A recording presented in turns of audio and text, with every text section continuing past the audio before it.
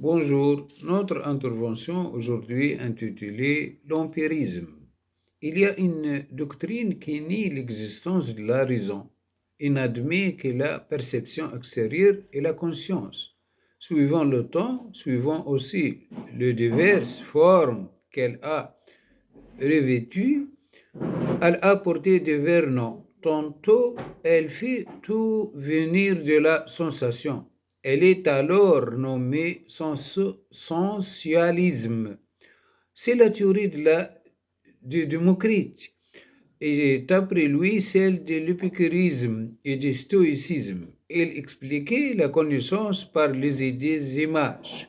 Selon eux, l'âme est matérielle comme le corps. D'après la théorie qu'il n'y a d'action que de semblable sur le semblable, en outre, il se dégage de corps qui sont comme des images raccourcies et de ces corps, et que le sensualiste nommé euh, elle vient s'imprimer dans la y laisser une empreinte représentant le corps dont elle émanait.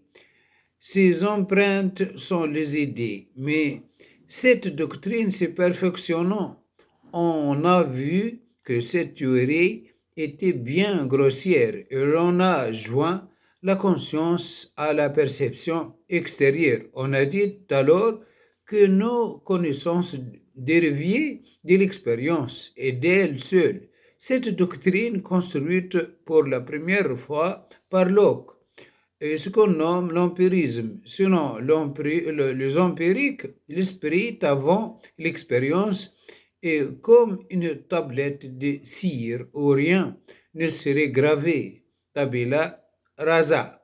C'est l'origine de l'expression célèbre de table rase. De nos jours, en Angleterre, s'est construite la forme la plus parfaite de l'empirisme, comme elle donne une place importante à l'association des idées. Cet empirisme porte le nom d'associationnisme. C'est Stuart du Gall qui fit le premier à remarquer l'importance du principe de l'association des idées. Depuis lui, cette doctrine a fait fortune. La loi de l'association des idées, dit Stuart Mill, il est à l'esprit ce qu'au corps la loi de la gravitation. Il faut remarquer la profonde différence qu'il y a entre les associationnistes et les empiriques antérieurs. Le premier reconnaissait que l'esprit a une activité propre, élabore les données expérimentales. Il reconnaissait à l'esprit la faculté de construire autre chose que ce qui lui est donné, ce que n'admettaient point les empiriques anciens. Ce genre d'empirisme est surtout étudié dans la philosophie de Hamilton et la logique de Stuart Mill. C'est sous cette forme que nous allons l'examiner. Ainsi que nous l'avons vu, la nécessité du jugement rationnel consiste dans l'impossibilité de séparer les deux termes qu'ils unissent. Stuart Mill explique cette impossibilité par l'association des idées et l'habitude. Tout d'abord, selon lui, cette impossibilité dont on parle n'est qu'actuelle. Rien n'établit que de tout temps elle ait été nécessaire. En effet, bien des jugements que nous paraissaient nécessaires aujourd'hui ne le semblaient point autrefois. Pascal ne croyait pas à la fois à la loi de la gravitation. Combien de choses paraissaient absurdes à nos pères dont l'évidence s'impose aujourd'hui à nous. Rien ne prouve que c'est éternellement et nécessairement que sont unis ces deux termes d'un jugement rationnel. C'est peut n'être que localement et provisoirement. Après avoir ainsi réduit la nécessité du jugement rationnel, Stuart Mill ramène ce jugement à l'association des idées, à l'habitude. En effet, d'après une loi de notre esprit, nous tendons à reproduire dans le même ordre deux idées. Une fois que nous les avons associées dans cet ordre, Quand deux états de conscience se sont accompagnés dans le même ordre un certain nombre de fois, l'esprit tend à les reproduire dans cet ordre, et avec d'autant plus de force que l'expérience a été plus fréquemment renouvelée. Lorsque cette fréquence est son exception, l'association des idées devient tellement forte qu'elle finit par être indissoluble. Le jugement formé est dit alors nécessaire. Il provient d'une association d'idées inséparables. Comme toutes les discussions relatives à la raison sont concentrées autour du principe de causalité, nous allons examiner la genèse de ces principes suivant Stuart Mill. L'esprit, en construisant ces principes, passe selon lui par deux moments. Un phénomène, premier moment, un phénomène A et un phénomène B se produisaient plusieurs fois dans le même ordre. L'esprit de l'observateur a alors une tendance à reproduire B après A. Si A précède toujours B, sans qu'il se produise aucune exception, l'esprit ne pourra plus s'opposer A sans s'opposer B et arrivera à croire que A procédera toujours B. Deuxième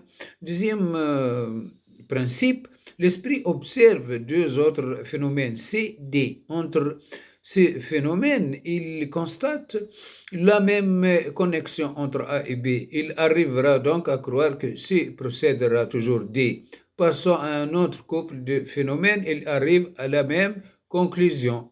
Ainsi, tous les phénomènes se présenteront à nos jours comme formant deux couples inséparables, chacun d'eux ayant un antécédent dont il est inséparable, sans lesquels il n'existe jamais. L'antécédent est invariable et ce qu'on appelle la cause. Le conséquent est l'effet. Dire que tout phénomène a un antécédent invariable, c'est dire que tout phénomène a une cause. Examinons le défaut de cette théorie de Stuart Mill.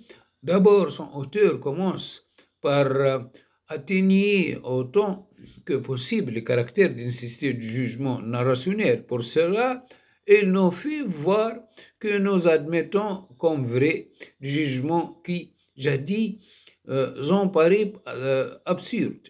Mais absurde ne veut pas dire inconcevable. Il me semble qu'un effort d'imagination peut nous faire concevoir un phénomène sans cause. Et le caractéristique de ce jugement rationnel est justement d'être tel que la contradictoire en soit inconcevable.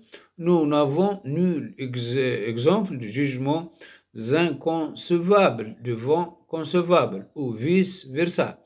Il n'y a donc lieu d'affaiblir en aucune façon la nécessité des principes rationnels. Voyons maintenant la seconde partie du raisonnement. D'abord, nous reconnaîtrons que la tendance à associer les idées qui se sont plusieurs fois produites ensemble est incontestable. Mais va-t-elle jamais jusqu'à l'absolu impossibilité de séparer le terme qu'elle tend à unir? Nous ne pouvons l'admettre. Il y a en effet des idées que nous unissons toujours et que nous pouvons bien, si nous voulons, supposer désunis. Nous voyons sans cesse la nuit succéder au jour, et pourtant nous ne faisons pas du jour la cause de la nuit. Nous concevons très bien un jour continuel ou une nuit perpétuelle.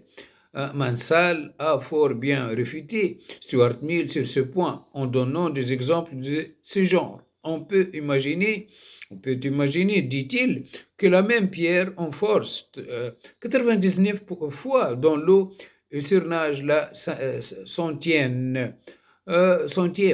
Bien que l'expérience nous montre que le premier phénomène, l'expérience nous montre toujours une tête d'homme sur des épaules d'homme. Une tête de cheval sur un corps de cheval. Il n'y a pourtant nulle impossibilité pour nous à nous représenter à son tour. L'exemple n'engage donc jamais la liberté de notre pensée. Appliquons ces objections à la genèse du principe de causalité. Examinons d'abord les premiers moments de raisonnement de ce que A toujours précédé B. On ne peut conclure que A précédera toujours B. Lorsque l'idée de A se présente à l'esprit, celui-ci a une tendance à penser également B. Mais point de nécessité. Voyons maintenant le second moment. On observe qu'un certain nombre de phénomènes sont précédés d'antécédents invariables. De quel droit entendrait-on cela à tous les phénomènes observables futurs comprisant au passé? Quelque usage que l'on fasse, l'association des idées ne permet pas de franchir l'abîme qui sépare le passé de l'avenir. Ces deux raisonnements peuvent se ramener au type suivant. Une succession régulière a été constatée un certain nombre de fois. Or, ce qui est constaté un certain nombre de fois est vrai de tous les cas analogues. La succession constatée est donc la même dans tous les cas. Le vice de ces raisonnements consiste en ce que la mineure est admise sans démonstration. Rien ne permet à Stuart Mill de supposer une conformité entre les cas observés et les cas analogues, non soumis encore à l'observation. En réalité, cette mineure n'est rien autre chose que le principe de causalité. En effet, pour qu'on ait le droit d'admettre d'une manière générale cette universalité d'un rapport de succession plusieurs fois constaté, il faut qu'on sache déjà que tous les phénomènes sont disposés en couples inséparables. En d'autres termes, il faut qu'on sache déjà qu'ils sont tous soumis à un ordre inflexible de succession, c'est-à-dire à la loi de causalité.